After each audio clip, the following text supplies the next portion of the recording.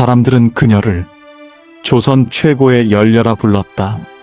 남편이 죽던 날 그녀는 혼절했고 장례식 내내 곡소리가 끊이지 않았다. 검은 상복에 핏기 없는 얼굴, 흐느끼는 목소리.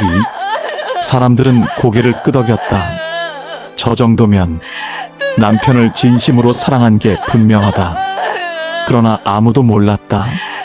그날 밤 그 여자는 남편이 숨을 거두는 모습을 눈 하나 깜빡이지 않고 지켜보고 있었다는 것을, 그리고 그 죽음이 사고도 병도 아닌 치밀하게 준비된 살인이었다는 사실을. 일막. 모두가 부러워한 혼인. 조선 중기 한양에서도 손꼽히는 양반가 박가, 대대로 벼슬을 이어온 집안이었고 재산과 명성 모두 부족함이 없었다. 박가의 외아들 박윤선은 사람들 사이에서 복 많은 도련님이라 불렸다. 학문이 뛰어나진 않았으나 성품이 온화했고 무엇보다 집안이 든든했다. 그런 그에게 혼담이 들어왔다. 상대는 또 다른 명문가의 딸 정씨 부인. 정씨 집안은 겉보기에는 단정하고 고상했으나 실상은 속이 급한 가문이었다. 겉으로는 웃었지만 속으로는 늘 계산이 빠른 집안. 혼인은 빠르게 성사되었다. 연회는 화려했고 축하 인사는 끝이 없었다. 사람들은 말했다. 저 부인은 복이 많다. 저 집안에 시집 가다니 전생에 공덕을 쌓았나 보다. 그러나 혼인 첫날 밤부터 집안에는 아무도 모르는 균열이 생기고 있었다. 이막. 남편을 무너뜨리는 방식. 정씨 부인은 목소리를 높이지 않았다. 화를 내지도 불만을 드러내지도 않았다. 대신 조금씩 남편을 흔들었다. 서방님은 아버님만큼 야망이 없으신 것 같아요. 집안은 이렇게 큰데 서방님은 너무 순하신 듯해요. 말은 부드러웠지만 그 말은 남편의 마음을 조금씩 갉아먹었다. 박윤선은 점점 술에 의지하기 시작했고 몸은 약해졌다. 그때부터 이상한 일이 벌어졌다. 남편이 마시는 탕약 항상 정씨 부인이 직접 챙겼다. 약재는 늘 진했고 맛은 썼다. 종들이 대신 들겠다고 하면 그녀는 웃으며 말했다. 아니에요. 이건 제가 해야 마음이 놓여요. 사람들은 그 모습을 보고 말했다. 참으로 지극한 부인이다. 선막. 죽음은 아주 천천히 왔다. 박윤선은 갑자기 죽지 않았다. 조금씩, 아주 조금씩 말라갔다.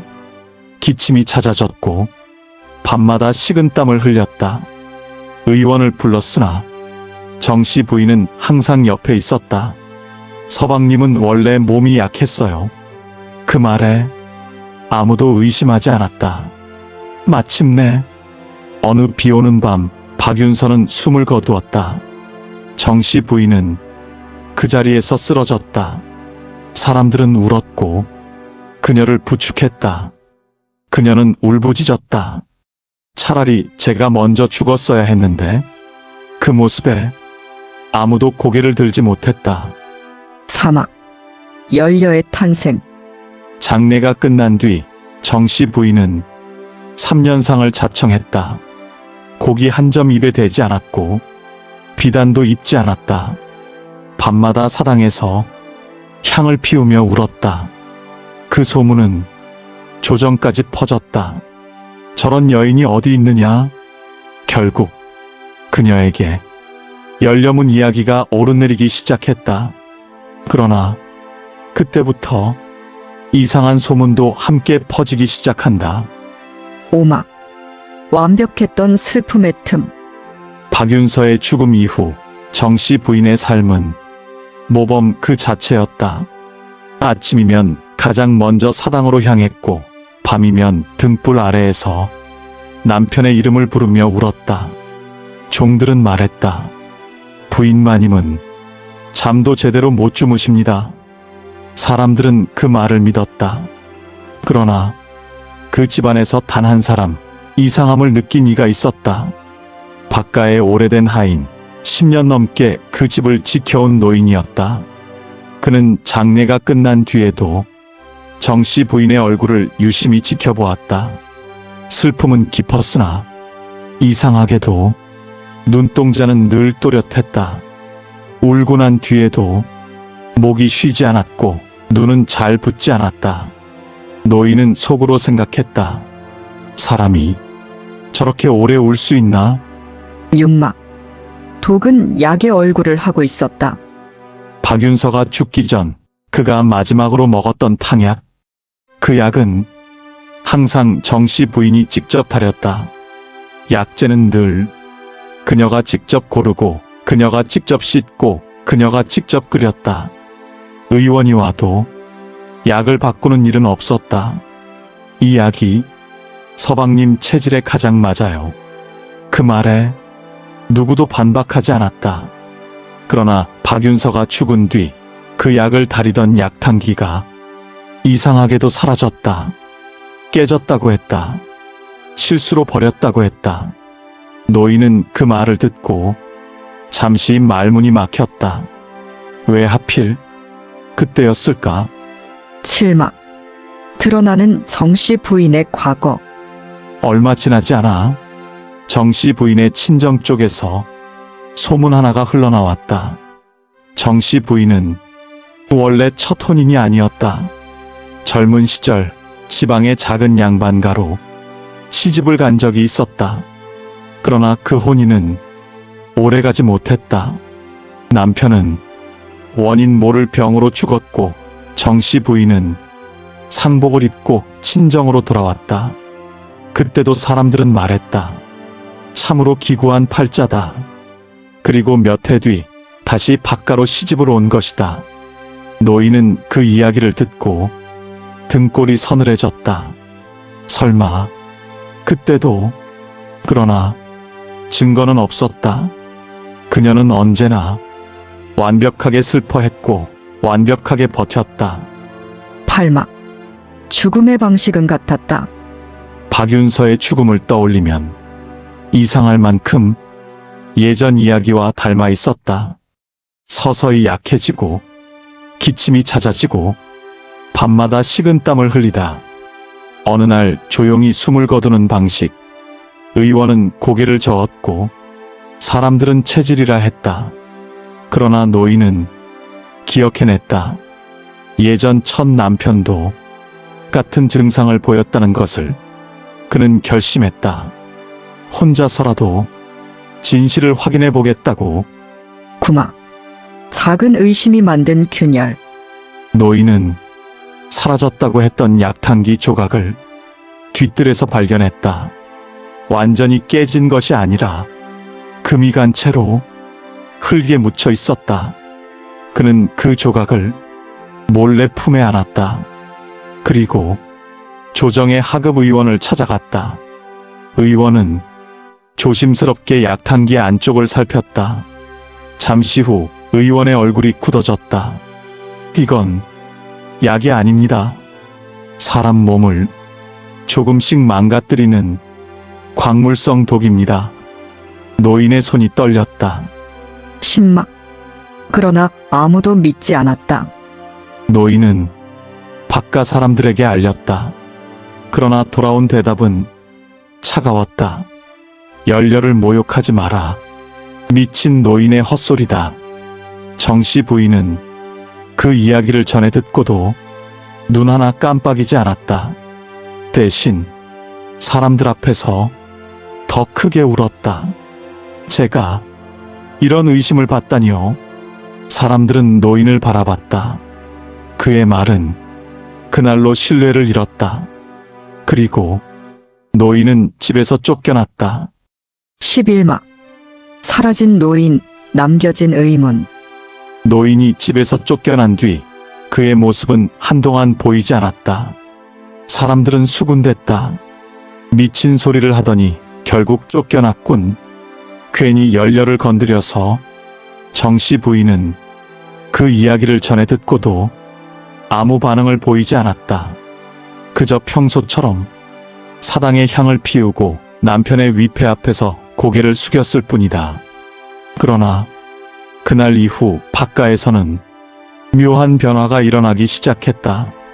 정씨 부인은 더 이상 사람들의 눈을 피하지 않았다. 오히려 집안의 일들을 하나씩 손에 쥐기 시작했다. 12막 연려의 권력. 남편이 죽고 시부모마저 병석에 눕자 박가의 살림은 자연스럽게 정씨 부인의 손으로 넘어갔다. 곡식 창고의 열쇠, 노비 명부, 재산 문서 모두 그녀의 손을 거쳐야 했다. 사람들은 말했다. 연려가 아니면 저 정도 책임을 맡을 수 있겠는가?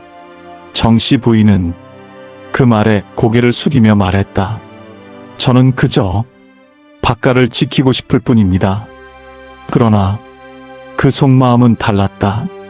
그녀는 박가를 지키려는 것이 아니었다. 박가를 완전히 손에 넣으려 하고 있었다. 13막 뜻밖의 인물. 그때 뜻밖의 인물이 박가에 나타난다. 정씨 부인의 옛 친정하인. 그는 노인의 행방을 찾아다니다 우연히 박가로 오게 된 것이다. 그는 정씨 부인을 보자 잠시 발걸음을 멈췄다. 그리고 아무도 듣지 못하게 낮은 목소리로 말했다. 마님, 전에 그분도 이렇게 아프다 돌아가셨습니다.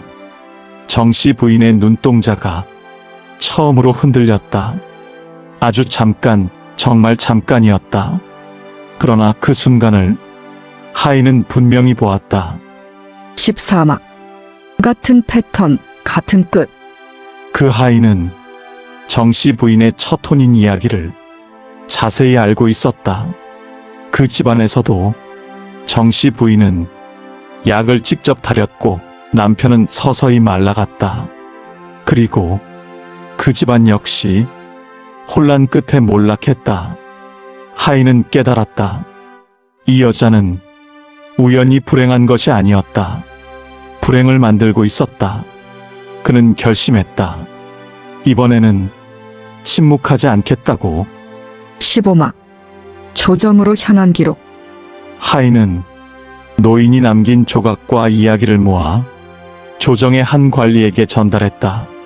관리 역시 처음엔 믿지 않았다. 그러나 두 집안, 두 남편, 같은 증상, 같은 약. 이상하게도 모든 것이 맞아떨어졌다. 관리는 말했다. 확실한 증거가 더 필요하네. 그리고 조용히 움직이기 시작했다. 16막 연려문을 앞둔 밤. 그 무렵 정씨 부인에게 기쁜 소식이 전해진다. 연려문이 공식적으로 논의되고 있다는 이야기였다. 사람들은 축하했다. 이제 마님은 조선의 본보기가 되실 겁니다. 그날 밤 정씨 부인은 처음으로 혼자 술을 마셨다. 그리고 조용히 말했다.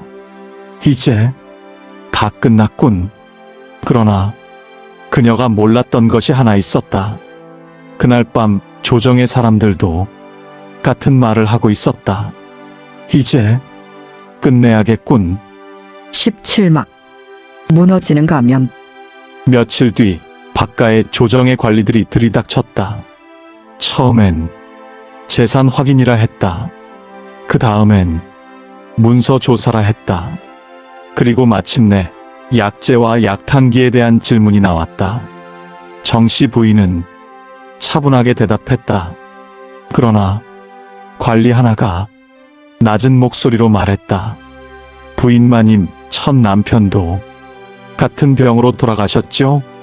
그 순간 정씨 부인의 손이 미세하게 떨렸다. 아주 잠깐, 그러나 이번엔 숨길 수 없었다. 18막 그녀가 남편을 죽인 진짜 이유. 조정의 조사가 시작되자 정씨 부인은 끝까지 침착했다. 울지도 않았고 변명하지도 않았다. 사람들은 생각했다. 역시 열려다. 억울한 누명을 쓰고 있다. 그러나 조정의 기록은 다른 방향으로 흘러가고 있었다. 정씨 부인의 첫 혼인. 그 집안은 혼인 직후부터 재산이 하나둘 정씨 부인의 친정으로 넘어갔다. 첫 남편이 죽자 그 집안은 급속히 기울었고 정씨 부인은 아무것도 잃지 않은 채 떠났다. 그리고 두 번째 혼인 박가. 이번에는 더 큰 집안, 더 많은 재산, 더 높은 명성. 정씨 부인은 사랑을 위해 혼인한 것이 아니었다. 가문을 얻기 위해 혼인했다. 19막. 독은 어떻게 증명되었는가? 사라졌다고 했던 약탕기 조각, 노인이 숨겨두었던 기록, 하인이 기억해낸 약재의 이름. 조정 의원들은 하나씩 맞춰보았다. 그리고 마침내 같은 성분이 두 집안에서 모두 발견되었다. 사람의 몸을 바로 죽이지는 않지만 서서히 장기를 망가뜨리는 독. 의원은 말했다. 이건 병이 아닙니다. 사람의 죽음을 기다리게 만드는 독입니다. 조정은 침묵했다. 20막. 연려문 앞에서 열린 재판. 연려문이 세워질 예정이던 날 정씨 부인은 조정으로 불려갔다. 사람들은 몰려들었다. 오늘 연려문 이야기가 나올 거라더라. 그러나 문이 열리고 나온 것은 칭찬이 아니라 죄명이었다. 정씨 부인은 그제야 고개를 들었다. 그 얼굴에는 눈물도 분노도 없었다. 그저 오랫동안 숨겨온 얼굴이 있었다. 21막. 마지막 질문. 조정의 관리가 마지막으로 물었다. 그대는 왜 남편을 죽였는가? 정씨 부인은 잠시 침묵하다가 처음으로 입을 열었다. 살고 싶었습니다. 그 한마디에 조정은 술렁였다. 그녀는 말을 이었다. 여인은 태어나면서 아무것도 가질 수 없었습니다. 혼인만이 제가 선택할 수 있는 유일한 길이었습니다. 그러나 그 말은 변명이 되지 않았다. 22막. 추락. 정씨 부인은 연려가 아닌 살인범으로 기록되었다. 연려문은 세워지지 않았고 박가의 이름은 치욕으로 남았다. 그녀는 유배되었고 그 뒤의 기록은 많지 않다. 다만 한 줄이 남아있다. 끝까지 자신의 죄를 인정하지 않았다. 23막. 남겨진 사람들. 박가의 저택은 한동안 비어 있었다. 연회가 열리던 마루에는 먼지만 쌓였다. 사람들은 말했다. 사람을 잘못 들이면 가문이 무너진다. 그러나 조정의 기록은 조용히 덧붙였다. 가문을 무너뜨린 것은 한 여인이 아니라 그 여인을 보지 못한 눈이었다. 24막. 엔딩. 조선에는 연려가 많았다. 그러나 그 이름 뒤에 숨은 진실은 각각 달랐다. 울음이 깊다고 슬픔이 깊은 것은 아니고 침묵이 길다고 무죄인 것도 아니었다. 비단으로 덮인 명성은 언젠가 벗겨지고 기록은 끝내 남는다. 그리고 조선은 이렇게 한 여인을 연려가 아닌 경고로 남겼다.